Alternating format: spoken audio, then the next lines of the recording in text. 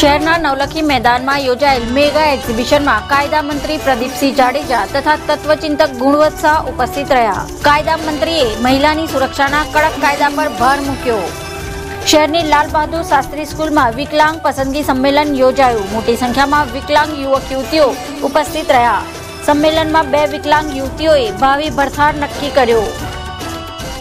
Venus academy of fine arts દ્વારા વિક્રમજનક greeting card તૈયાર કર્યું। કાર્ડ રાજ્યના મુખ્યમંત્રી નરેન્દ્ર મોદીને ગિફ્ટ આપવામાં આવશે।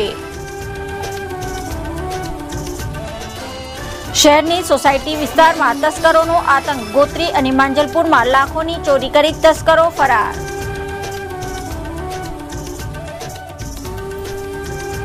ચકચારી રોનક નાવાણી હત્યા પ્રકરણમાં તાલુકા પોલીસે શંકાસ્પદ કાર કબજે લીધી। 3 મિત્રોની અટકાયત કરી સઘન પૂછપરછ હાથ ધરી।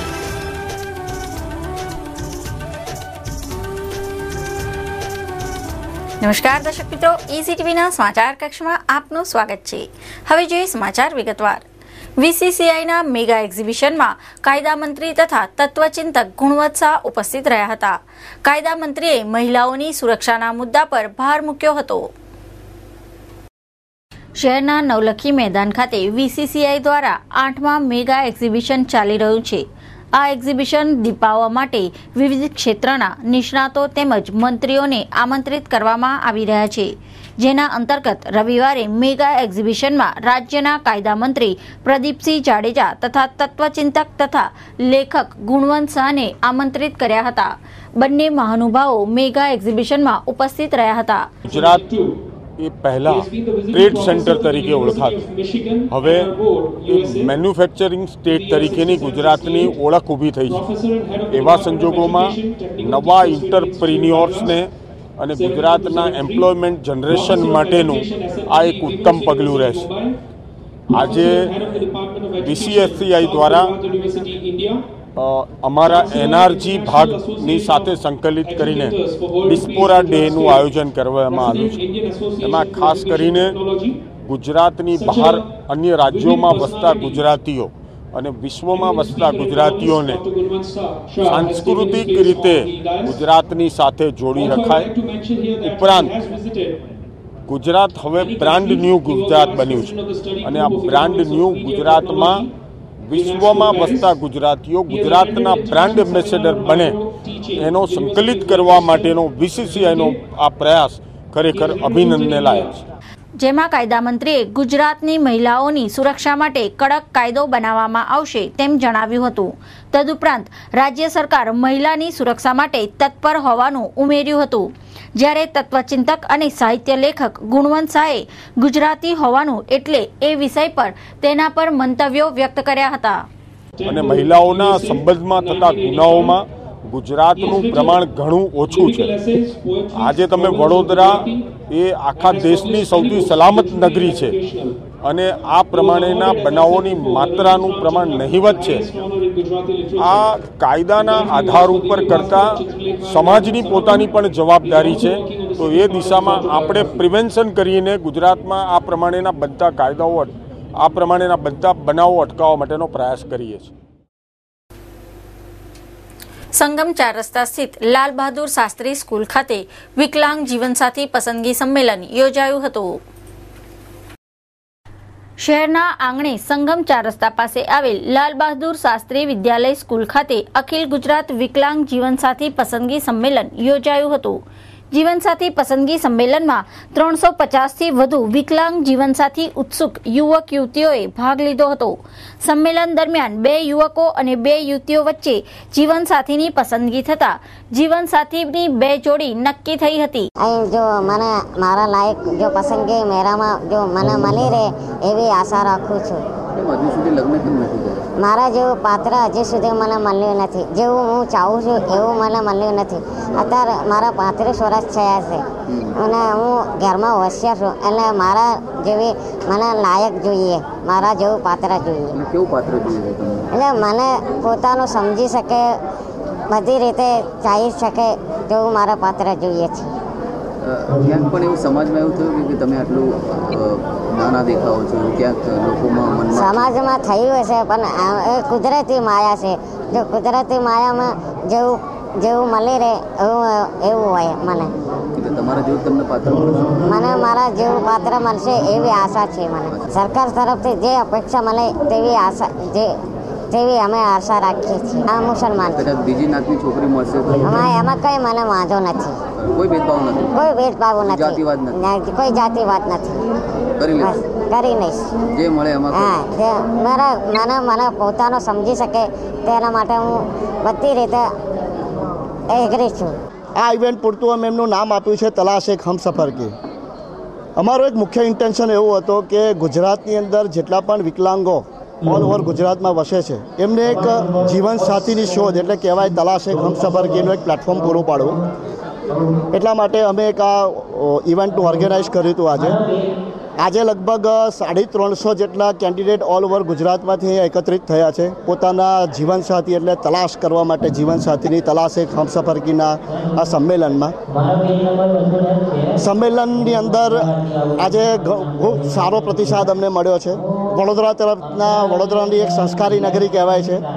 વડોદરાની સંસ્કારી નગરી તરફથી બી અમને બહુ સારો એવો પ્રતિસાદ મળ્યો છે. વિનસ ફાઇન આર્ટ્સ એકેડેમીના બાળ કલાકારો દ્વારા વિક્રમજનક ગિફ્ટ કાર્ડનું સર્જન કર્યું છે.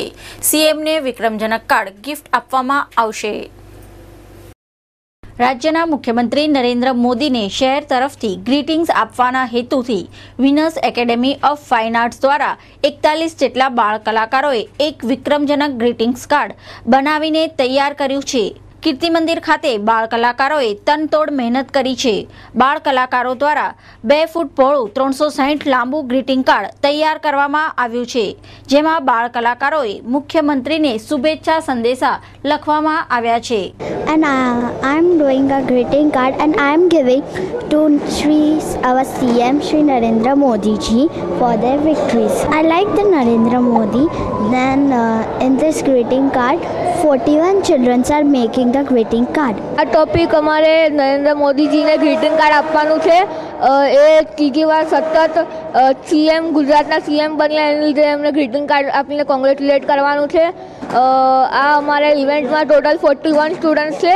આજે અમે લોકોએ બહુ બધી વસ્તુઓ બનાવી. બધા 41 સ્ટુડન્ટ્સે ઇન્ડિવિજ્યુઅલ શીટ્સ બનાવી. બધાને બહુ મજા આવી અને બધા રમી ગયા છે. ગુજરાતની એમ તો બહુ બધી વિશેષતાઓ જેમ કે પાવાગઢ, પછી ગિરનાર, પછી સરદાર પટેલનો સ્ટેચ્યુ, પછી અહીંયા વડોદરામાં શિવ ભગવાનનો સ્ટેચ્યુ, એવા બધા. અમે મેસેજ એ આપવા માંગીએ છીએ કે હવે નરેન્દ્ર મોદી નેક્સ્ટ ટાઈમ પર આપણા સીએમ નહીં બલકે આખા ઇન્ડિયાના પ્રાઇમ મિનિસ્ટર બને. આ તૈયાર થયેલ વિક્રમજનક કાર્ડ મુખ્યમંત્રી નરેન્દ્ર મોદીને ગિફ્ટ આપવામાં આવશે. આજે we are giving Narendra Modi a greeting card which is 360 by 2 feet long.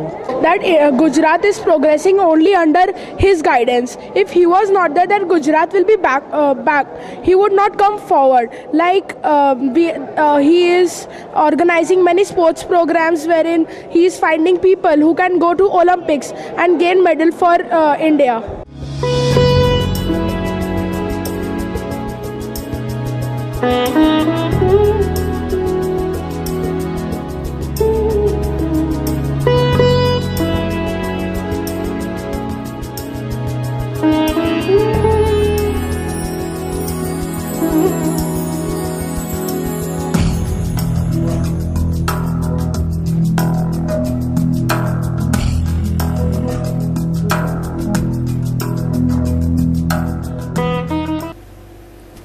ભાજપના કાઉન્સિલર રાજેશ આયરે દ્વારા તિલગુડ સમારંભ યોજ્યો હતો.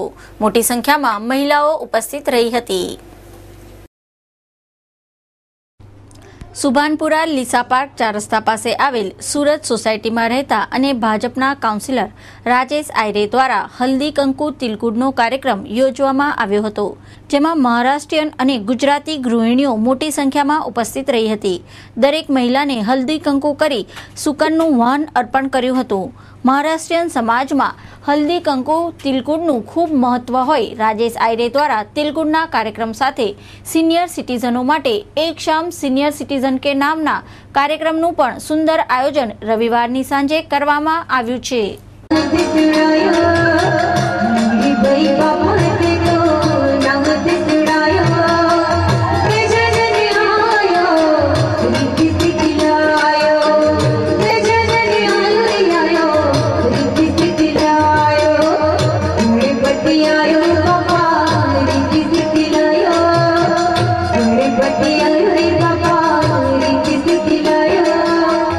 दर वर्षनी जेम आ वर्षे पण एक संगठननी भावना साथे जेम तळ अने गोळ मिक्स थई अने समग्र एक संगठन ઊભું થાય છે એવી રીતના આ વિસ્તારની અંદર સમગ્ર વડોદરા શહેરની અંદર આટલી મોટી સંખ્યાની અંદર કમસે કમ 5 થી 7 હજાર બહેનો દર વર્ષે ભેગા થાય છે। આ વર્ષે પણ દર વર્ષની જેમ આ વખતે પણ તમામે તમામ વડોદરા શહેરની ખાસ કરીને સયાજીગંજના વિસ્તારની તમામે તમામ બહેનો શહેરથી ઠેર ઠેરથી આવેલી તમામ બહેનોને અમે ખૂબ ખૂબ અભિનંદન આપીએ છીએ। દર વર્ષની જેમ આ વર્ષે પણ જે લોકોએ અમને સાથ સહકાર આપ્યો છે।